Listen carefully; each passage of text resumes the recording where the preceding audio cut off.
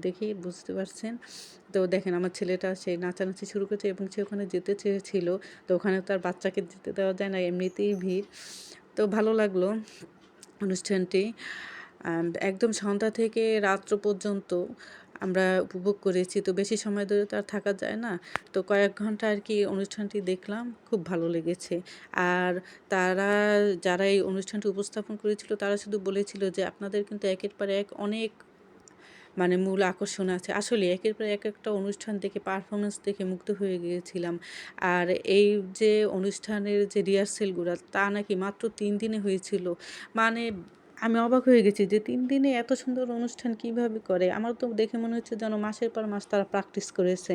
আসলে কিন্তু না, মাত্র কয়েকদিনে প্র্যাকটিসে কিন্তু এইভাবে একটা অনুষ্ঠান আরকি এরকম একটা অনুষ্ঠান তারা উপস্থাপন করেছে। আসলে ইচ্ছাশক্তি যদি থাকে আর সবার মধ্যে যদি বন্ধুত্বপূর্ণ সম্পর্ক থাকে তাহলে কিন্তু যেকোনো কঠিন পরিস্থিতি হোক না কেন তা মোকাবেলা করা কিন্তু সম্ভব।